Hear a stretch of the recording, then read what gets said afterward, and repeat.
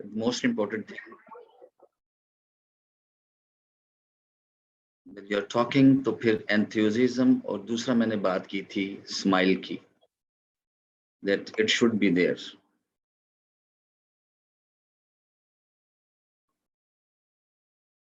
अब हम आगे चलते हैं, डीलिंग विद द नर्व्स।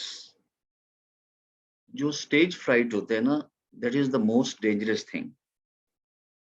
अब देखोगे लोग बहुत अच्छे होते हैं बोलने में, बात करने में, but once they come on stage फिर उनसे बोला भी नहीं जाता। शिवरिंग ऑफ हैंड्स, मुंह खुश्क हो जाता है और बात नहीं कर पाते, और ये बड़ा कॉमन है। तो मोस्ट इम्पोर्टेंट थिंग कि आप अपने नर्व्स को कंट्रोल में रखें। मैं अक्सर ये कह रहा होता हूँ कि जब लोग जो हैं स्टेज के ऊपर जाते हैं तो स्टेज फ्राइट जो है ना उनको डोमिनेट कर जाता है, वो फिर बात प्रॉपर तरीके से नहीं कर पाते। तो स्टेज फ्राइट को टैकल करने के लिए ये डिफरेंट चीजें हैं, इनको आप देख लीजिएगा। नंबर 1 कहते हैं be overly familiar with your material and never memorize. जो मटेरियल भी आप लोगों को दिखाना चाह रहे होते हो उसको मेमोराइज ना करें, क्योंकि जब आप भूल जाओगे ना दरमियान से फिर आप कंटिन्यू नहीं कर पाओगे। लिहाजा मटेरियल की अंडरस्टैंडिंग का होना बड़ा जरूरी है। अगर आपकी अंडरस्टैंडिंग बेहतर हो गई तो फिर आप उस मटेरियल को मैनिपुलेट कर सकते हो in different situation, in different methods. तो मटेरियल का फेमिलराइज होना बहुत जरूरी है, आपको उसके ऊपर कंट्रोल होना चाहिए। और सेकंड पॉइंट है preparation the first 3 to 5 words to each की पॉइंट। अब देखते हैं हमारे पास हर प्रेजेंटेशन के लिए आप नहीं लिख सकते। मैं आगे जाके आपको अभी बताऊंगा कि आपने अपनी प्रेजेंटेशन में एक स्लाइड के ऊपर कितना मटेरियल जो है वो लगाना है। कोशिश ये करें कि आप सिंपल उनके जो मेजर पॉइंट्स होते हैं वो स्लाइड्स के ऊपर लिखें, और जब पॉइंट आपके सामने आ जाए आप उसके ऊपर बोलना शुरू कर दें। होता ये है कि when you are talking people by themselves give you a room. वो बहुत सारी चीजें आपसे खुद पूछ लेते हैं, और फिर आपके एक्सपोजर में जब चीजें होती हैं तो आप उनको बेहतर तरीके से एक्सप्लेन कर देते हो। और नेक्स्ट देखिए उसने लिखा हुआ है practice practice practice and use notes cards. आप पोडियम के ऊपर जब मैं कॉर्पोरेट ट्रेनिंग्स के अंदर होता हूँ तो डेफिनेटली मैं सिर्फ मेन पॉइंट्स आगे जाके मैं आपको स्लाइड्स दिखाऊंगा। जैसे डीलिंग विद द नर्व्स है तो बस डीलिंग विद द नर्व्स ही लिखा होगा वहां पे पूरी डिटेल्स नहीं होगी। लेकिन मेरे पास कार्ड्स पड़े होते हैं, उन कार्ड्स के ऊपर डिटेल्ड होती है। आप सिंपल स्लाइड को सामने रखें और एक हल्का सा ऐसे आई व्यू कार्ड के ऊपर लें, आपको सारी बातें पता चल जाएंगी। इससे आपका इंप्रेशन भी अच्छा आता है, यार प्रेजेंटर जो है देखो वो मेमोराइज करके नहीं आया हुआ है, या वो चीजों को क्रैम नहीं कर रहा। Third, fourth, arrive early and check out the room and equipment. थोड़ा सा वक्त पे पहले चले जाएं ताकि आप फेमिलियर हो जाएं। अगर आपने लाइट्स ऑफ करनी है, करवानी है, कहाँ से करवानी है, इक्विपमेंट जो है आपका वो आपके कंट्रोल में होना चाहिए। हमारे साथ एक बहुत बुरा वाकया हुआ, आप जानते होंगे मकबूल साहब को, चार्टर्ड अकाउंटेंट हैं। पहले की ट्रेनिंग थी हमारी डायरेक्टर्स की, तो हम एक ही कंप्यूटर में ले गए, बाकी हमने कॉपी नहीं किया, और जब पीसी के अंदर स्टार्ट हुआ तो कंप्यूटर क्रैश कर गया। बोला आलम उससे क्या हुआ, आप यकीन नहीं करेंगे, we were in a fit कि हम अब क्या करें। तो हमेशा उसका एक स्टैंड बाय जो है वो रखना बहुत ज़रूरी है। टाइम से पहले आके चीज़ों को चेक करें। अगर हमने टाइम से पहले उसको चेक कर लिया होता तो हमें वो शर्मिंदगी ना उठानी पड़ती। बहरहाल हमने कॉल की, फिर यूनिवर्सिटी ऑफ लाहौर से लोग लेके पीसी में पहुंचे, तकरीबन आधा पौना घंटा ज़ाया हो गया। And that was a bad impression कि आपके ट्रेनर्स खड़े हैं, कॉर्पोरेट सेक्टर के डायरेक्टर्स, 40 डायरेक्टर्स बैठे हैं। ठीक है, हमने बहुत सारी एक्टिविटीज जनरेट कर दी, लेकिन वो उसका सब्स्टिट्यूट नहीं हो सकता। तो जब भी प्रेजेंटेशन के लिए जाएं, आप अपना मटेरियल, अपने इन्वायरमेंट को पहले से चेक करें ताकि आपको किसी किस्म की शर्मिंदगी ना हो। Have a backup for all material, और मटेरियल्स का बैकअप होना चाहिए आपके पास। बेटा ये स्लाइड क्लियर होगी? Yes sir. गुड, आगे चलते हैं। डीलिंग विद द नर्व्स के अंदर, no how the room will be arranged. आपने प्रेजेंटेशन के दरमियान में बहुत सारी एक्टिविटीज करनी होती हैं। उन एक्टिविटीज के लिए आपको पता होना चाहिए कि मुझे कहाँ पे जगह चाहिए, स्पेस मूवमेंट के लिए चाहिए, और अगर मैंने लोगों को ग्रुप्स के अंदर लेकर आना है तो वो जगह कौन सी बनेगी। तो ये सारी चीजें आप पहले से उसमें सेट करें। Know how the equipment works, ये भी आपको पता होना चाहिए। Test the equipment, then test it again, and know where lighting controls are. मैंने कहा है ना, मैनी टाइम्स मुझे अपनी ट्रेनिंग्स के अंदर वीडियोस चलानी होती हैं तो मैं लाइट्स को ऑफ करता हूँ।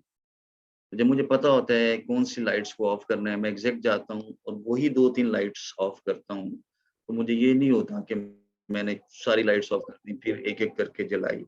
तो इससे प्रेजेंटर जो है उसका इम्पैक्ट बहुत अच्छा जाता है।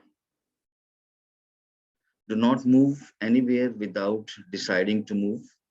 कल मैंने कहा था कि आपकी जो फ्रीक्वेंट मूवमेंट्स हैं, दे मस्ट बी पर्पसफुल। ये ना हो कि आप खामखा इधर-उधर मूव करते हो।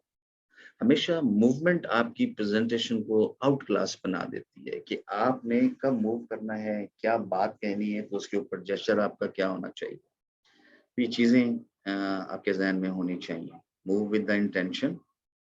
अब अगली बात बड़ी जबरदस्त है, लॉक, टॉक एंड पॉज। अभी देखिए, lock, talk and pause. Many times when you are presenting, लोग कुछ लोग आपस में बातें शुरू कर देते हैं। कोई ना कोई किसी एक्टिविटी में जा रहा होता है। ये ज़रूरी नहीं होता कि 100% अटेंशन आप ग्रैब करें। आपने करना क्या है? आप जिस साइड के ऊपर देखो that the audience is not with you, अब उनको लॉक कर लो वहाँ। लॉकिंग का मतलब है कि आप उनसे एक्टिविटीज़ करवाना शुरू कर दो, उनसे क्वेश्चंस पूछना शुरू कर दो। उनसे पूछो कि व्हाट इज़ द नेक्स्ट? ये जो स्लाइड मैंने पहले आपको बताई है, उसका असल मकसद क्या था? और the material we are discussing, how can you apply it in the real life? जब भी आप सारी चीजें करना शुरू कर देंगे तो फिर होगा क्या कि आप उनको लॉक कर लोगे। Locking means now they are in your control. And then talk. और टॉक का मतलब होता है दैट यू एंगेज देम। आप उनको एंगेज कर लें। एंगेज कैसे करेंगे वो मैंने आपको शुरू में बताया था। क्वेश्चंस कर लें, कोई स्टोरी सुन लें, उनकी लाइफ का कोई इंसिडेंट सुन लें, उनके लाइफ का एम्बिशन सुन लें। इस तरह से होगा क्या कि वो बंदा बात करना शुरू करेगा, तो आपको एक तो टाइम मिल जाएगा अपनी प्रेजेंटेशन को मैनेज करने में। दूसरा ये कि वो पूरा का पूरा सेगमेंट अटेंटिव हो जाएगा, यार नेक्स्ट बारी हमारी है अब, क्योंकि प्रेजेंटर ने हमें नहीं छोड़ना। एंड पॉज, ये बड़ा इंपॉर्टेंट होता है। किसी भी चीज को कॉन्टिन्यूसली आगे ना लेकर जाए। Have a pause. मिसाल के तौर पे, now I am talking to you, तो अगर आप मेरे फेस टू फेस सामने बैठे होंगे, so I will give a pause, और एक थर्ड लाइन, फोर्थ लाइन या पीछे से किसी को उठाऊंगा। Gentleman, are you understanding what I am saying? Anything you want to contribute? तो वो आपकी जो ट्रेनिंग है उसके अंदर पॉज आ जाएगा और एक नया मामला शुरू हो जाएगा। इस तरह आपका ऑडियंस जो है वो बोर भी नहीं होगी और आपके साथ भी एंगेज रहेगी। Lock, talk and pause. Clear हो गया? जी sir. A,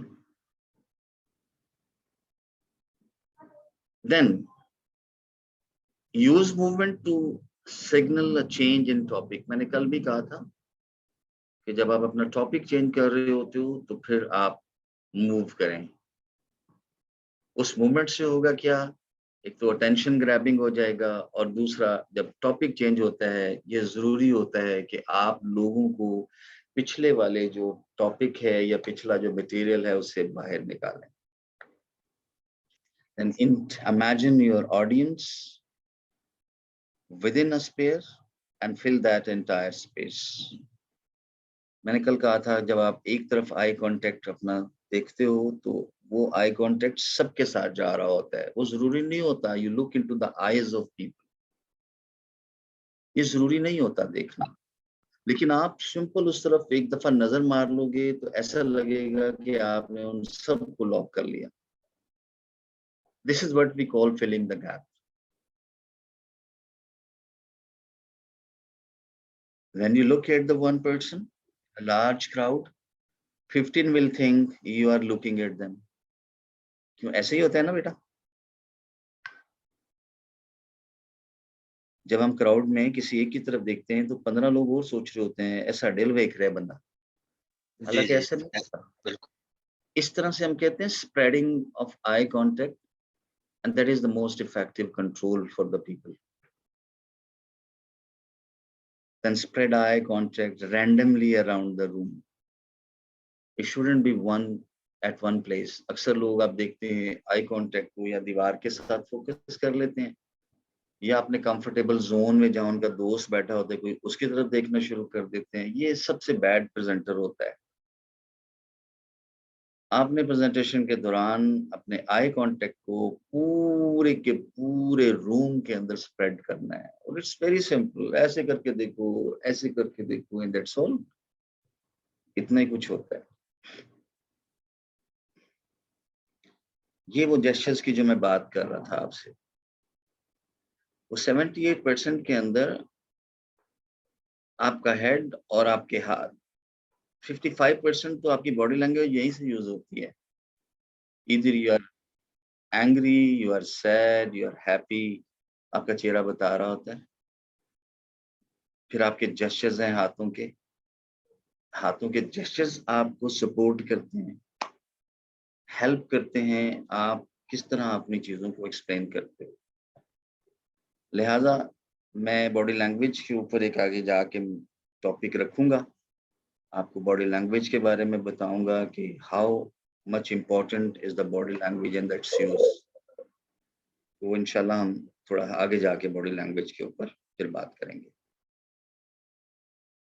gestures must be appropriate, what you are saying, जो आप कह रहे हो जेस्चर्स उसके मुताबिक होने चाहिए। ना आप कह कुछ रहे हो, जेस्चर्स आपके कुछ और हों, तो जब ये होता है तो फिर आपके मैसेज के अंदर कंफ्यूजन हो जाती है। People do not understand effectively. Appropriate for the size and audience and the space. आप अक्सर देखते हो टीचर्स क्लासरूम के अंदर चले जाते हैं, जब वो जेस्चर्स बनाते हैं तो अक्सर किसी के मुंह पे हाथ मार देते हैं, किसी के बॉडी के ऊपर, वो बड़ा इनअप्रोप्रिएट होता है। अब जो भी जेस्चर्स करो वो आपके टॉपिक के साथ मैच करना चाहिए, आपकी स्पेस के मुताबिक होने चाहिए। Match facial expression, body language, tone of voice with statement and above the waist so audience can see them. अब मैं इसकी एक छोटी सी मिसाल देता हूँ। That ladies and gentlemen, I have seen many people suffering from the poverty. अब आप देख रहे हैं, I have seen many people suffering from the poverty. अब ये जो poverty है, आप इसको जितना ज्यादा दर्द के साथ कहोगे लोगों को उतनी आपकी बातें समझ आएंगी। तो your words must have the passions behind. जो वर्ड्स भी आप बोल रहे हो वो वर्ड्स आपके पैशन को जरूर डिपिक्ट करें। अगर वर्ड्स के पीछे फीलिंग्स नहीं होती, पैशंस नहीं होते, तो फिर आपका मैसेज कभी भी अप्रोप्रिएट नहीं होता। Is it clear?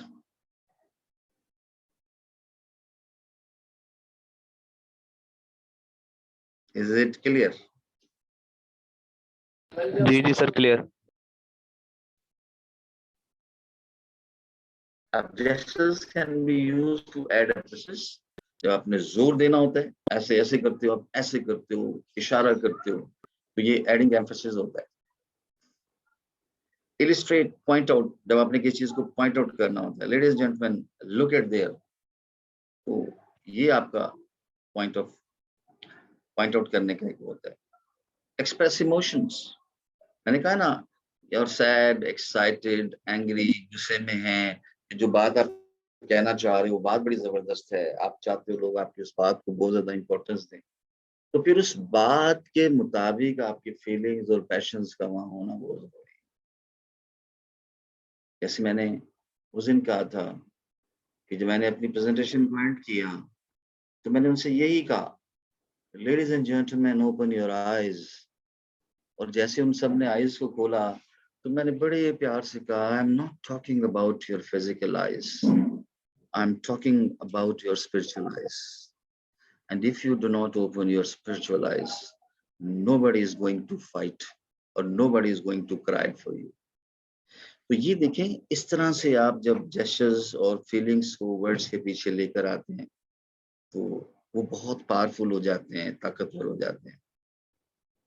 And be careful because the gestures can, अब सिर्फ बॉडी लैंग्वेज के चक्करों में ऐसा ना हो कि आप ओवर बॉडी लैंग्वेज का इस्तेमाल करना शुरू कर दो, ये भी मैसेज को खराब कर देता है, क्योंकि ये डिस्ट्रैक्टिंग हो सकता है।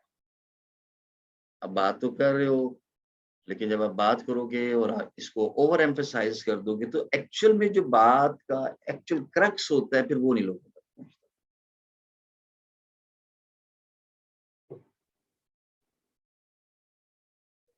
देन क्रिएट कंफ्यूजन, ये बड़ा मजे का पॉइंट है।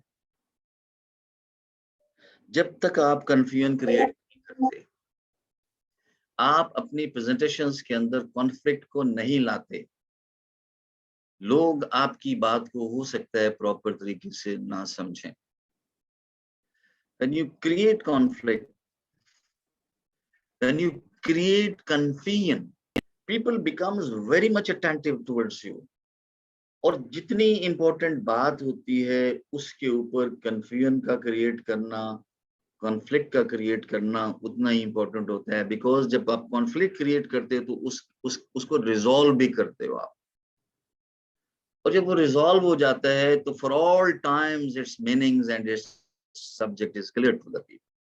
तो इसलिए कहा जाता है that create confusion among the people.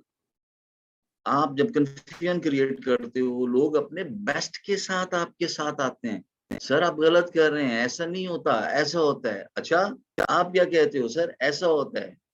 आप क्या कहते हो, ऐसा होता है। तो ये कंफ्यूजन क्या करती है एक्चुअल में, आपको बहुत सारे पॉइंट्स जो है वो दे देती है। Even you are not educated, एक पॉइंट मेरा ध्यान में रखिएगा, जब आप एजुकेटेड नहीं होते और आप समझते हो कि आपका ग्रिप इस टॉपिक के ऊपर कमजोर है, तो फिर आप कंफ्यूजन क्रिएट कर दें, क्योंकि आपके पास एज अ प्रेजेंटर अथॉरिटी है कि आप प्रेजेंटेशन दे रहे हैं।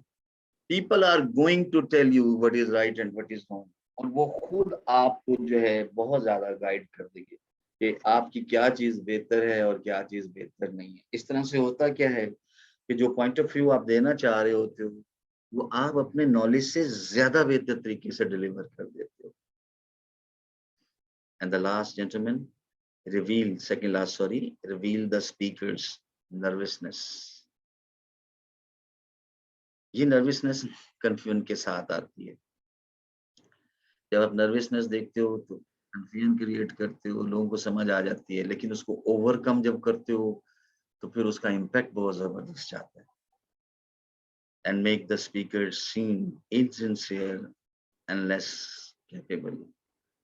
तो बहरहाल ये वो सारी चीजें हैं कि जब आप कंफ्यूजन क्रिएट करते हो तो ये सारी चीजें उसके साथ आती हैं। इसलिए जो जेस्चर्स हैं they must be appropriate. Inappropriate होंगे तो आप इनकैपेबल भी नजर आओगे, इनसिंसियर भी नजर आओगे, और आप काम भी अच्छे तरीके से नहीं कर पाओगे। डिस्ट्रैक्टिंग हैबिट्स टू अवॉइड, आगे हम चलते हैं।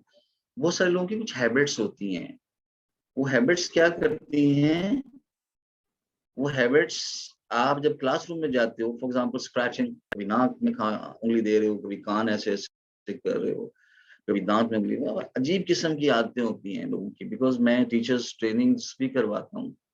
आप यकीन करें कि अभी 28 कॉलेजेस की ट्रेनिंग मुकम्मल की, एस्पायर की। तो मैंने वहां पे जब फाइनल अपनी रिपोर्ट सबमिट की तो मैंने चेयरमैन से कहा that 70% of your teachers are substandard. Chairman परेशान हो गया। हम तो बड़ी बात करते हैं क्वालिटी की, लेकिन उसकी रीजन है, या टीचर्स को खड़ा ही नहीं होना आता क्लासरूम के अंदर। टीचर को बॉडी लैंग्वेज का पता नहीं है, टीचर का ड्रेस अपना ठीक नहीं होता। और प्रेजेंटर अगर इन चीजों में लैग करता है तो आपका नॉलेज जितना मर्जी ज्यादा हो जाए, आप कभी भी अच्छे प्रेजेंटर नहीं बनते। तो क्या क्या चीजें अवॉइड करनी है? क्लचिंग, अक्सर आप देखते होंगे लोग दांतों को पीसते हैं या हाथों को ऐसे ऐसे करते रहते हैं। स्क्रैचिंग, खारिश करना शुरू कर देते हैं।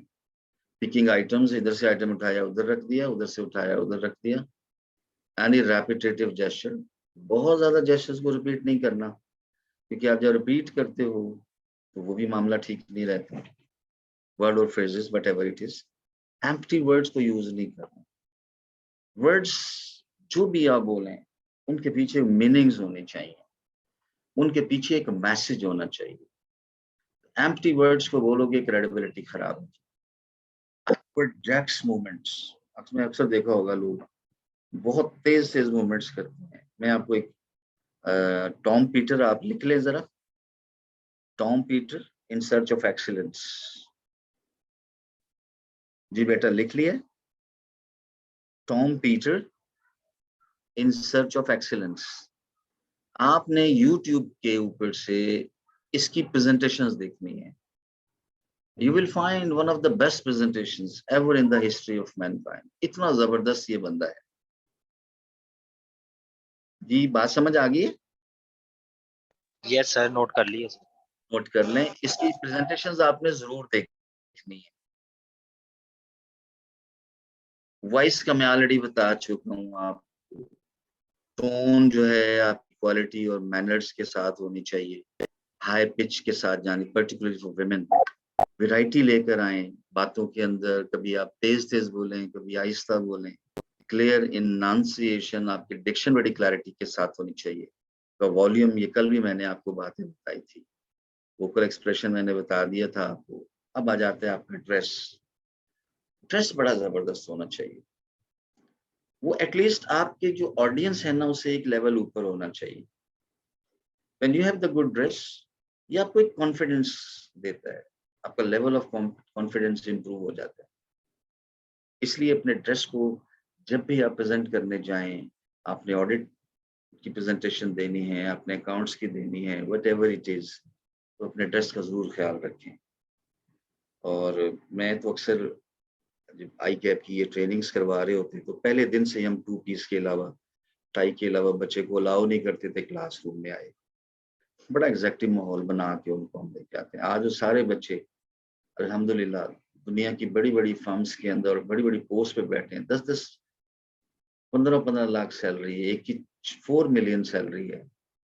लेकिन ये बच्चे बहुत ज्यादा नहीं हैं। ये वो बच्चे थे जिनकी प्रेजेंटेशन स्किल्स बड़ी आउट क्लास थी। उन्होंने अपने आप को प्रूव किया कि this is what we are, this is how we can express ourself, this is what our professionalism while presenting data to the seniors or to the juniors or to the audience or clients. आप यकीन करें, अगर आप अपनी presentation skills के अंदर अच्छे हो जाओगे ना, आपका कैरियर बहुत जल्दी ऊपर की तरफ आपको ले जाएगा। तो इसका कोशिश करें। आज मैं आपको टॉपिक्स देने लगा हूँ स्नैप प्रेजेंटेशंस के, उनको नोट करें और फिर उनके ऊपर स्नैप प्रेजेंटेशन। आपने मुझे 3 मिनट की सिर्फ प्रेजेंटेशन देनी है, और वो 3 मिनट की प्रेजेंटेशन जो है वो इतनी जबरदस्त होनी चाहिए। मैं अपनी एक प्रेजेंटेशन आपको बना के लोड कर दूंगा, ठीक है? अदरवाइज आप मेरी, मैंने कल भी कहा था, इफ्तिखार शेख यूट्यूब के ऊपर जाएं, इफ्तिखार शेख का पेज है, जरा उसको देख लें। 2-4 प्रेजेंटेशंस वहां पे पड़ी हुई हैं मेरी ना, वो देखने के बाद आप थोड़ा सा वहां से अंदाजा ले लें। आगे चलें। जी sir. Basic principles for preparing visuals. अब ये स्लाइड आपके लिए बड़ी इंपॉर्टेंट है। आप जो भी अपनी स्लाइड बनाओ, मिसाल के तौर पे ये स्लाइड है, मैं इसको देखो बड़ा करके दिखाता हूं आपको।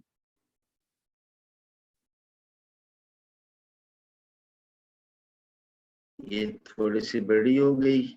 अब आप देखेंगे कि स्लाइड के अंदर ज्यादा मटेरियल नहीं है।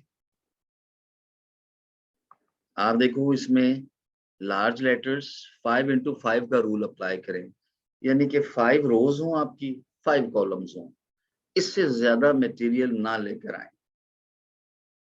कहा था ना आप कार्ड्स यूज कर ले, आपके कार्ड साइड पे रखे हों, वो कार्ड्स आप यूज करें। बाकी डेटा यहाँ पे लिखने की जरूरत नहीं है, क्योंकि जब आप बहुत सारा डेटा यहाँ लिखोगे लोग परेशान हो जाएंगे।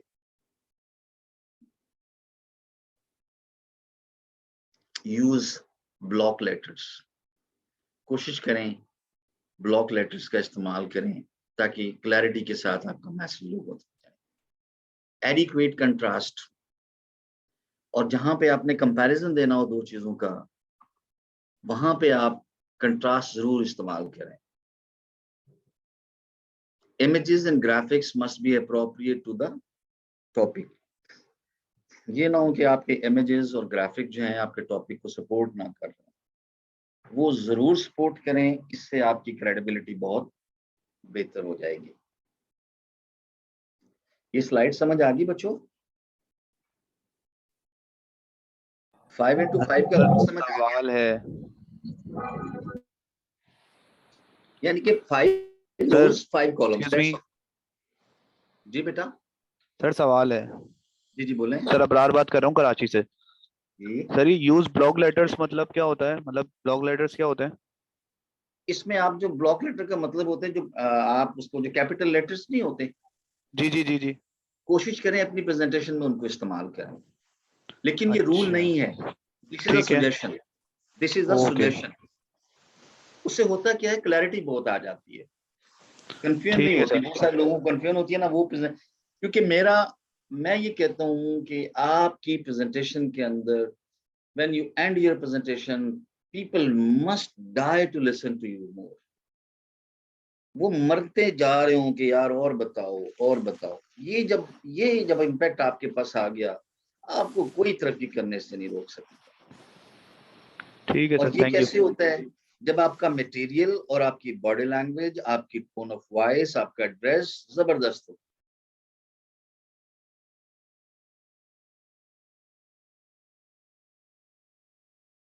Basic principles for preparing visuals, ये अब आप ये देख लें, इसको हम देख लेते हैं। Use charts and graphs instead of grades and numbers.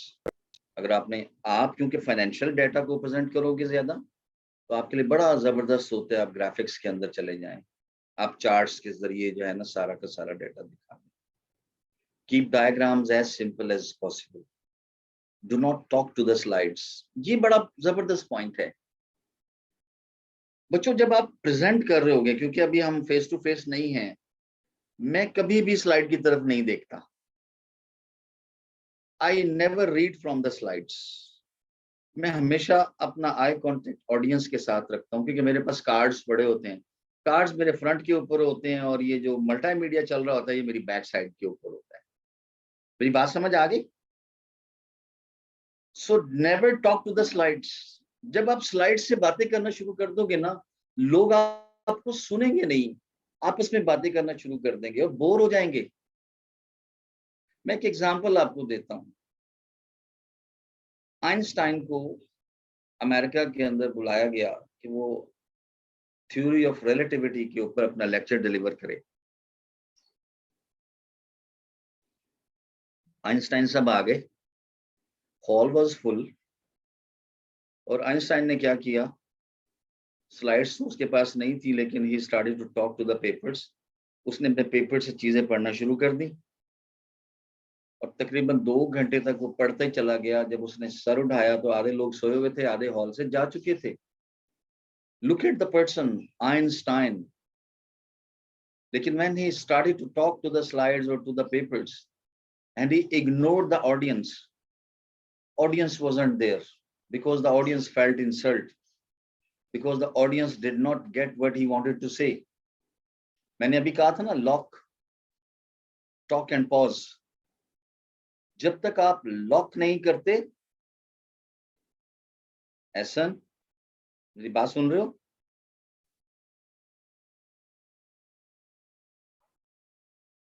Ibrar, ji sir. ये लॉकिंग होती है. समझ आ गई लॉकिंग की? कि मैंने एक बंदे को लॉक कर दिया और I started to talk to you. जी इब्रार, आपको समझ आ गई? ये टॉकिंग शुरू हो गई. और पॉज क्या होगा? Before switching to the other, I will take time. और मैं हो सकता है कोई इसमें कैच वर्ड यूज कर लूं. Okay gentleman, let's move to the next slide. तो ये बड़ा जरूरी होता है.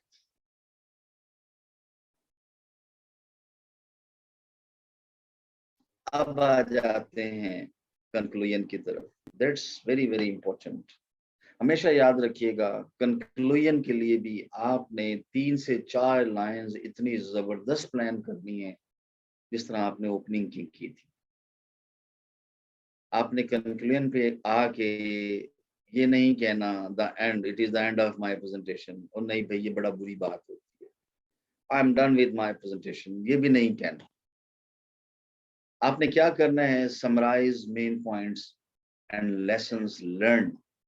जो लेसन आज की प्रेजेंटेशन स्किल्स से हमने सोचे थे, उनको समराइज कर लें और कुछ पॉइंट्स बच्चों को दे के आप कहें कि this is what we have studied today.